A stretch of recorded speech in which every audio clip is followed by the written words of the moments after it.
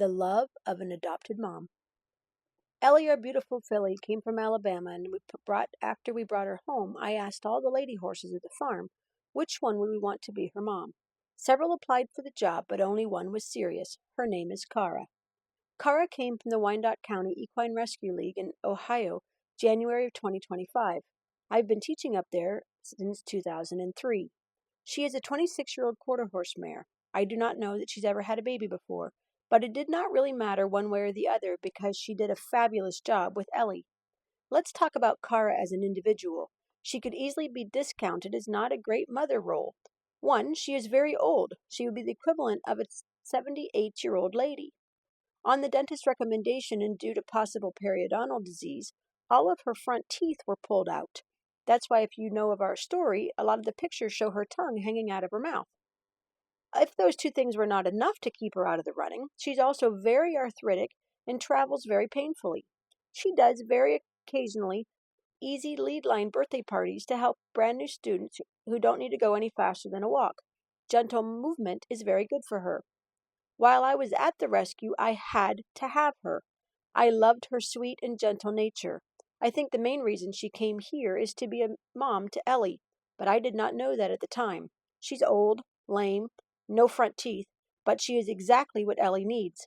Someone that will love her, take care of her, show her how to be a horse, teach her how to be a gentle and willing horse. How about you? Are you being called to do something but have taken it to put yourself off the table because of your age, whether too old or too young, not the right economic or social bracket, too arthritic or too busy? When you are called to a purpose, all those things do not matter. The only thing that matters is being willing to do what needs to be done. Your calling and your purpose override all the objections.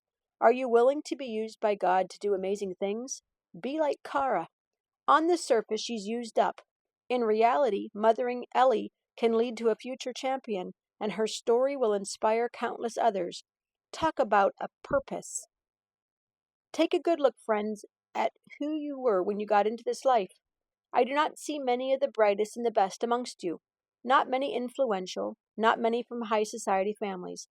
Isn't it obvious that God deliberately chose men and women that the culture overlooks, exploits, abuses, chooses these nobodies to expose the hollow pretensions of the somebodies? That makes it quite clear that none of you can get by with blowing your own horn before God. Everything that we have, right thinking, right living, clean slate, and a fresh start, comes from God by way of Jesus Christ.